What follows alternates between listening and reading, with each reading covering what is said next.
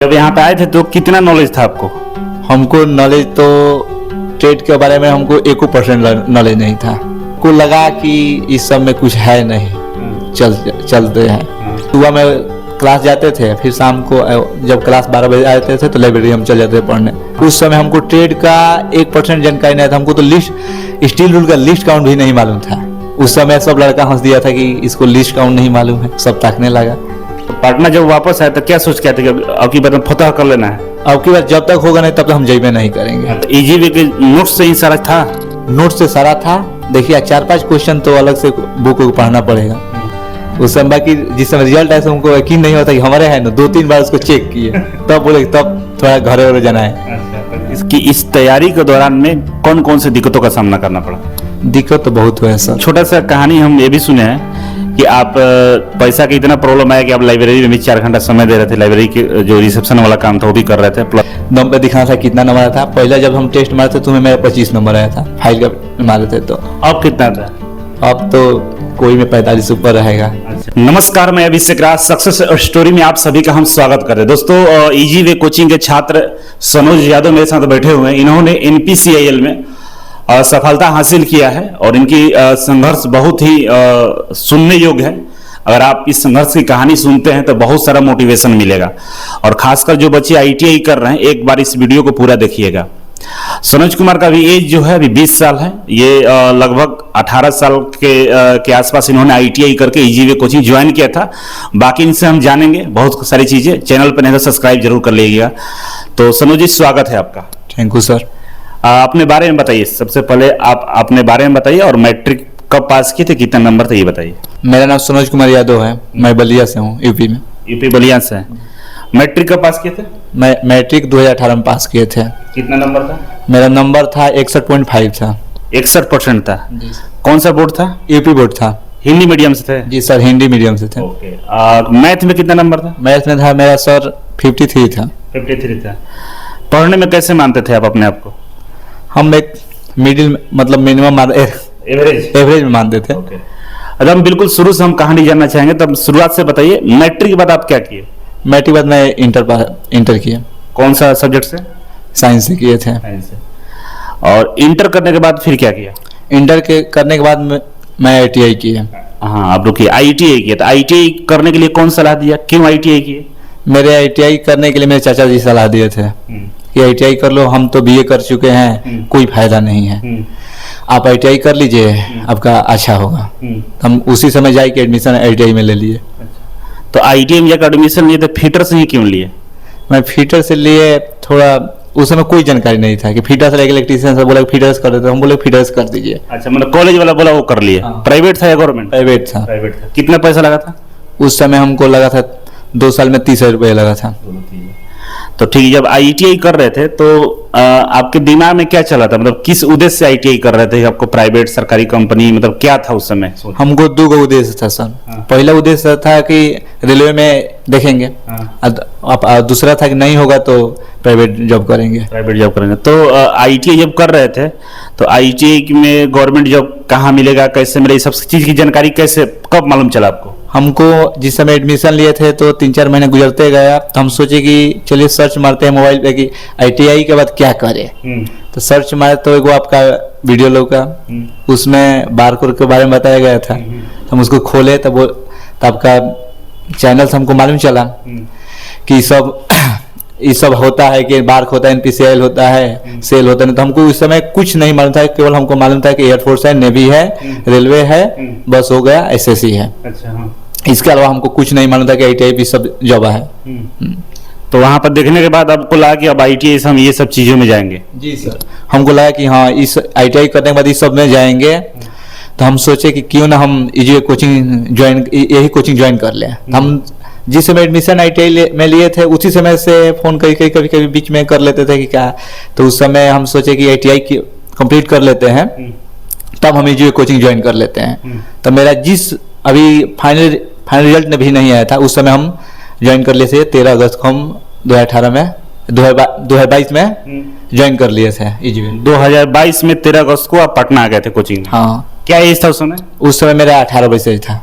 क्या सोच के आए थे? हम सोच के आए थे कि अब की सरकारी नौकरी की तैयारी करेंगे, जी सर। जब यहाँ पे आए थे तो कितना नॉलेज था आपको? हमको नॉलेज तो ट्रेड के बारे में हमको 1% नॉलेज नहीं था। तो सर जो पढ़ा रहे थे समझ में आ रहा था? उस समय तो थोड़ा थोड़ा समझ में आ रहा था, थोड़ा सा ऊपर ऊपर जा रहा था। तो क्या लगा कि मतलब रहना चाहिए कि वापस जाना चाहिए? हमको लगा कि इस सब में कुछ है नहीं, चलते हैं। तो फिर कैसे रुक गए? अब रुके कि 1 महीने देख लेते हैं। 1 महीने देखे तले अब सोचे कि तले DRDO का वैकेंसी आ गया, तो उससे क्यों ना बढ़िया से तैयारी करें। तैयारी उस समय एकदम मन लगा के एकदम तैयारी करने लग गए अपना। फिर कहे ना इसी में करना है। तो सुबह में क्लास जाते थे, फिर शाम को जब क्लास 12 बजे आते थे तो लाइब्रेरी हम चल जाते थे पढ़ने। अच्छा जी सर। तो लाइब्रेरी में जाके क्या पढ़ते थे? ट्रेड पढ़ते थे। ट्रेड? जी सर। उस समय हमको ट्रेड का 1% जानकारी नहीं था। हमको तो लिस्ट, स्टील रूल का लिस्ट काउंट भी नहीं मालूम था। उस समय सब लड़का हंस दिया था कि इसको लिस्ट काउंट नहीं मालूम है, सब ताकने लगा। अब बता रहे थे कि चीजल ये सब नहीं जानते थे? ये सब हैमर चीजल ये नहीं जानते थे। फाइल नहीं जानते थे कि फाइल क्या चीज बोला जाता है। तो मन लगता था कि नहीं लगता था कि पता नहीं इतना हम पढ़ने में कमजोर है, कैसे होगा, ये लगता था? हमको लगता था कि कैसे होगा। तब रवि सर सबर देते थे कि सब ठीक हो जाएगा, पढ़ो ना, क्यों चिंता कर रहे हो, पढ़ते रहो, हो जाएगा। तो आप इसके बाद पढ़ना शुरू किए, ठीक है? जी सर। तो कितना लगातार क्लास पूरा कर लिए थे? 6 महीना कंप्लीट? 6 महीना DRDO के समय था, हम क्लास कर लिए थे पूरा कंप्लीट 6 महीने। DRDO का एग्जाम दिए थे? DRDO के एग्जाम दिए थे। क्या रिजल्ट था? उस समय था 90 नंबर था। 90 नंबर था। मतलब डिस्क्वालीफाइड थे रिटर्न एग्जाम में या पास हो गए थे? नहीं डिस्क्वालीफाई थे। डिस्क्वालीफाइड थे। और इस जब डिस्क्वालीफाइड हो गए, वहाँ DRDO में फेल हो गए, तो फिर उसके बाद की कहानी बताइए, क्या किए? उस समय मेरा डिस्क्वालीफाई हो तो हम सोचे कि ये तो 3 महीना के काम है, ये तो 3 महीने में इतना हम कर ले, 4 महीना में। अच्छा। अभी तो हमारे पास बहुत समय है, हम तो कोनो एग्जाम निकाल देंगे। तो हम यही सोच के मन में बैठा के पढ़ने लगे। तो फिर हमको आया कि ये समय ज्यादा लग रहा है, क्यों ना हम चल जाते हैं घर। तब सोचे कि 2 घंटे खाना बनाने में लग जाता है, सुबह शाम तो 4 घंटा हो गया, रूम का भाड़ा लगता है, चलिए ना घर चल गए। तो वहाँ गए तो थोड़ा उससे भी हम नॉर्मल होते गए पढ़ने में, वहाँ नहीं ठीक रहा। तो फिर मन में सोचे क्यों ना चले, फिर पटना हम आए। फिर आए तो रूम दोस्त के साथ बात करके ले लिए, फिर पढ़ाई शुरू से चालू कर दिए। तो घर गए तो क्या दिक्कत हो रहा था? वो पढ़ने में नहीं हो पा रहा था, सब पारिवारिक में सर नहीं होता है पढ़ाई। जैसे बहुत सारे बच्चों का रहता है कि सर हम ऑनलाइन पढ़ रहे हैं, घर से पढ़ रहे हैं, घर चले जाएंगे, क्या आपका राय क्या है इस पे? इस पे तो मेरा राय है कि नहीं हो पाएगा, पॉसिबल नहीं है। ऑनलाइन लेके भले बहरी में रह के पढ़ लीजिए, भाई घर नहीं। हाँ, बाहर में रूम लेके पढ़ लीजिए, ऑनलाइन ले लीजिए, कोनो दिक्कत नहीं है। मतलब आपके पढ़ाई से घर वालों को कोई वास्ता नहीं होता है? जी, है ना। तो आप फिर पटना वापस आ गए? जी सर, पटना आ गए। तो पटना जब वापस आए तो क्या सोच के आए थे कि अब की बार फतह कर लेना है? अब की बार जब तक होगा नहीं तब तक हम जइबे नहीं करेंगे। अच्छा। हाँ, यही सोच के चालू किया। इसके बाद कौन सा एग्जाम दिए DRDO के बाद? DRDO के बाद हम सर NPCL के एग्जाम दिए थे नरोड़ा में दिए थे, तो उसमें भी मेरा नहीं हुआ। नरोड़ा के बाद हम 2 को सेल दिए, उसमें भी नहीं हुआ। सेल देने के बाद सर ISRO का भी दिए, उसमें भी नहीं हुआ।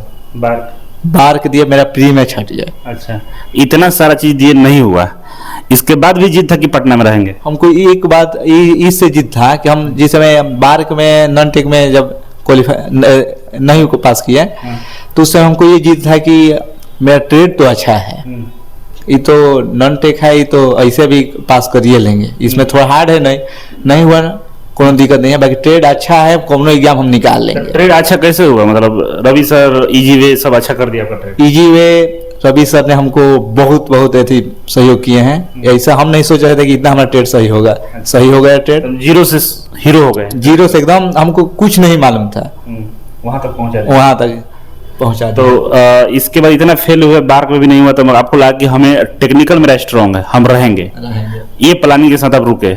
इसके बाद फिर कौन सा एग्जाम आया? इसके बाद मेरा सर यही नरोड़ा की ककरापड़ा की एग्जाम आया। अच्छा। इस समय हम लोग सारा दोस्त मिल के साथ में खूब डिस्कशन किए थे, खूब पढ़ाई किए थे, बार्क का पहले ही से पढ़ाई किए थे, साइंस में सब पढ़े थे, बाकी मेरा प्री नहीं निकला। का कोई गलती हुआ होगा? बार्क का प्री ना नहीं निकला, उसमें बहुत मेहनत किए थे, पूरा दोस्त के साथ बैठ के पूरा डिस्कशन करते थे मेरे हॉस्टल में, उसमें नहीं हुआ। तब अब यही जो डिस्कशन किए थे पढ़े थे, ये काम आ गया हमको ककरापाड़ा में। उसमें एकदम सेम बुझा रहा था कि सामने सामने क्वेश्चन गुजर रहा है। इतना ना हम लोग बार के लिए तैयारी कर दिए थे, तो इसीलिए पढ़ाई कोनो बेकार नहीं होता है। तो ईजीवे के नोट्स से ही सारा था? नोट से सारा था। देखिए 4-5 क्वेश्चन तो अलग से बुक को पढ़ना पड़ेगा, कहीं से 4-5 क्वेश्चन वो आपको पढ़ना पड़ेगा। तो बाकी नोट्स है ना सिलेक्शन के लिए? सिलेक्शन के लिए नोट्स एकदम 9% है, 10% बुक फॉलो करिए बस। अच्छा ठीक है। अब हमें बताइए कि जब इतना सारा असफलता मिला और NPCL ककरापाड़ा का जब रिजल्ट आया तो क्या फील हो रहा था उस समय? अंदर से फील हो रहा था, बहुत खुशी हो रहा था सर। लग रहा था कि पहले से मालूम था कि निकाल लेंगे? पहले से मालूम हो गया था कि अब की बार पार है, सफलता आने वाला होता तो पता चल जाता है। उस समय बाकी जिस समय रिजल्ट आया हमको यकीन नहीं होता कि हमारे है ना, 2-3 बार उसको चेक किए तब बोले तब थोड़ा घर जाना है। अच्छा, तो इसके बाद घर चले गए? उसके बाद हम घर चल गए थे एग्जाम देने। कहीं से कि हम एग्जाम देने जाते थे तब दूर दूर तो एग्जाम रहता है, थोड़ा हरासमेंट टाइप हो जाता है। स्किल टेस्ट किए ईजीवे कोचिंग के माध्यम से किए, स्किल में भी कोई दिक्कत नहीं ना हुआ? नहीं, स्किल में वहाँ भी कोई हार्ड स्किल नहीं पूछा था। यहाँ पे स्किल की ट्रेनिंग बढ़िया हुआ था? ट्रेनिंग ठीक हुआ था सर, कोई दिक्कत नहीं था? कोई दिक्कत नहीं। अब हमको ये बताइए, ये तो सारे आप लोग जो भी लोग देख रहे हैं, ये तो अच्छा वाला चीजें देखे अभी तक, अच्छी अच्छी बातें सुने कि भाई डीमोटिवेट थे, मोटिवेशन भी मिला, सारा चीज सुन लिए। अब हमें ये बताइए कि इस तैयारी के दौरान में कौन कौन से दिक्कतों का सामना करना पड़ा? दिक्कत तो बहुत हुआ है सर। जैसे मैं घर से दिक्कत हुआ है, पैसा के लिए दिक्कत हुई किया है, दिक्कत हुआ है पैसा। तो पैसा का दिक्कत हुआ तो मतलब पैसा का व्यवस्था कैसे किए फिर? देखिए मेरा सहयोग तो बोल देते थे तो हर एक लोग करता था, बाकी देखो शर्म के मारे नहीं बोलते थे। नहीं तो दोस्त भी जितना है एक बार फोन दौड़ा देते थे तो पैसा दोस्त भेज देते थे सब। तो आपको नहीं लगा था कि इतना पैसा लोग सहयोग कर रहे हैं, ठीक है, अगर कुछ नहीं हुआ तो क्या करेंगे फिर? अगर नहीं होगा तो हम यही सोच रहे थे कि अगर नहीं होगा तो ये सब बावरे कहेंगे, हम ले के जाएंगे, या मन में आके ठान लेते कि पटना छोड़ेंगे नहीं। अच्छा, ले के जाएंगे, जिद था कि पटना छोड़ेंगे नहीं।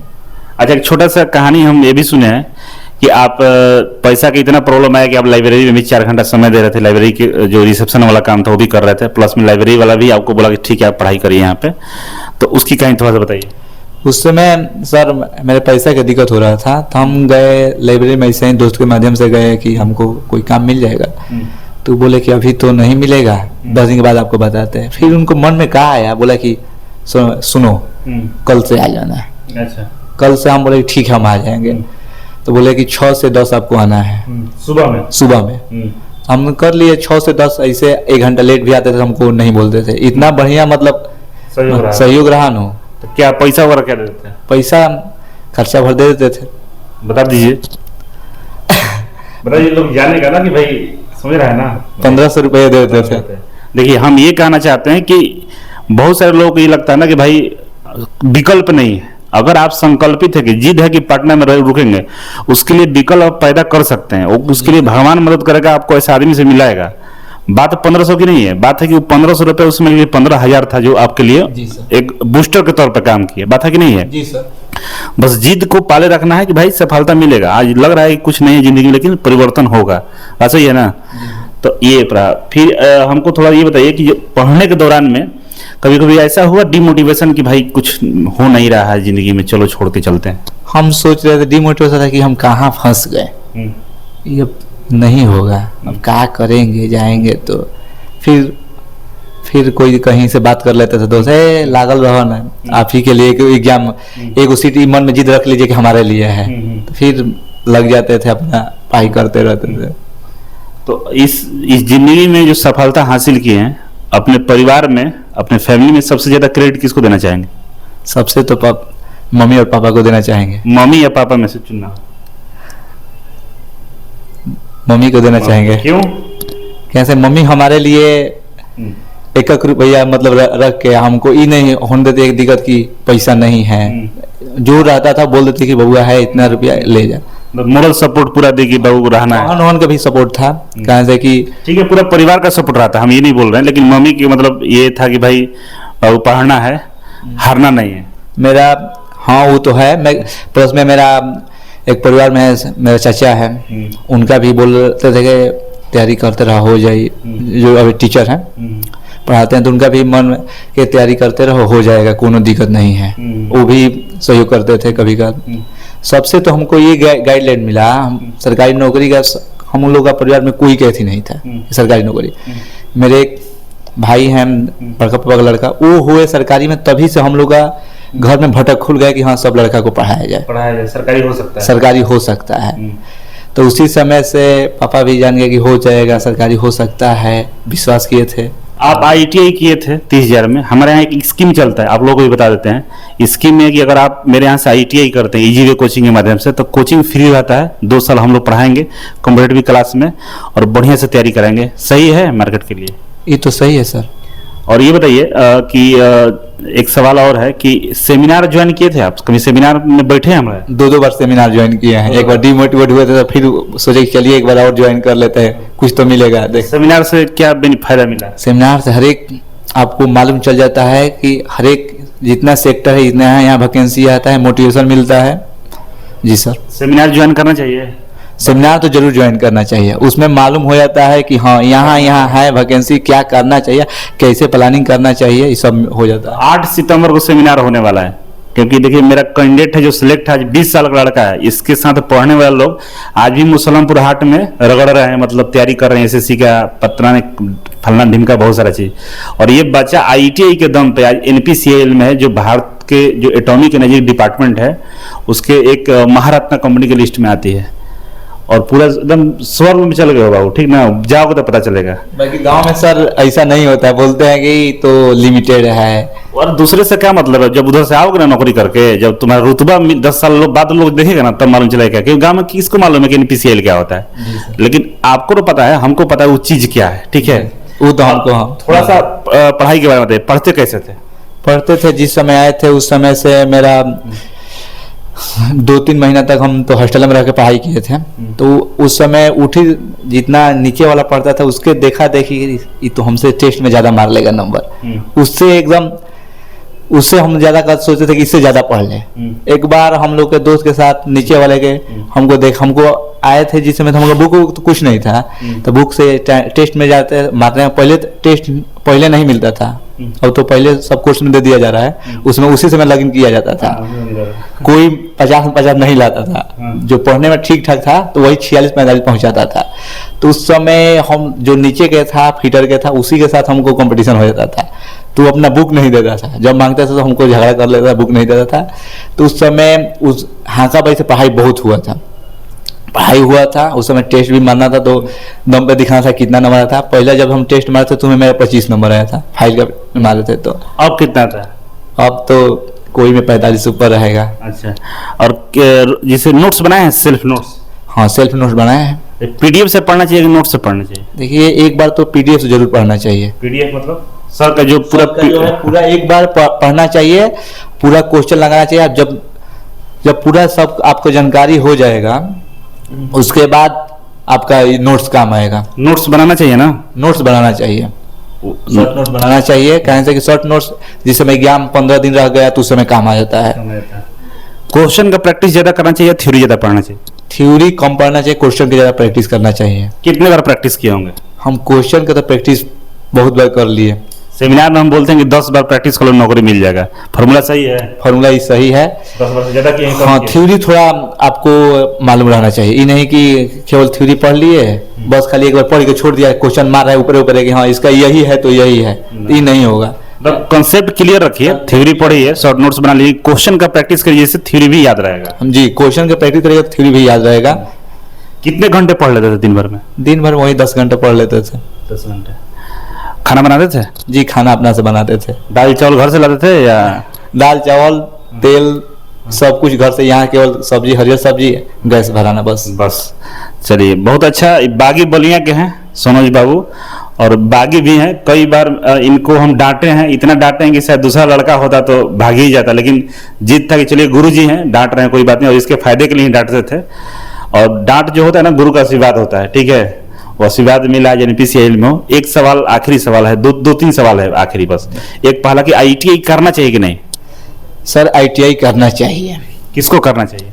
जो मिडिल क्लास से उनको तो जरूर करना चाहिए, क्योंकि ITI से अगर नहीं जान रहे तो उनको तो अब अपना नहीं जान रहे, जो जान रहे हैं ये कंफर्म है कि जब 20 से 22 वर्ष के एज में मिल जाएगा नौकरी मिल जाएगा। आपको मिला? हमको तो मिला सर। अच्छा ये बताइए कि इजी वे कोचिंग ज्वाइन करना चाहिए कि नहीं ITI करने के बाद? ITI करने के बाद सबसे तो पहला हम देंगे कि इसको ऑल इंडिया में नंबर 1 रैंक देंगे इजी वे कोचिंग को। तो सभी लड़कों को इजी वे कोचिंग एक बार ज्वाइन करना एक बार, क्योंकि रवि सर को कहना ही नहीं है, जितना कह सकते उससे भी कम है, क्योंकि उनको हम ऑल इंडिया में नंबर 1 टीचर मानते हैं फिटर के। जी सर। तो उनका कृपा बरसा? उनका कृपा हम पे बरसा। हाँ। ये बताइए कि जो बच्चे ITI कर रहे हैं उनके लिए क्या आपका कोई सजेशन? मेरा सजेशन है कि ITI कर रहे हैं तो वो जरूर एक बार इजी वे कोचिंग ज्वाइन करें, जिससे कि उनका भला हो जाए।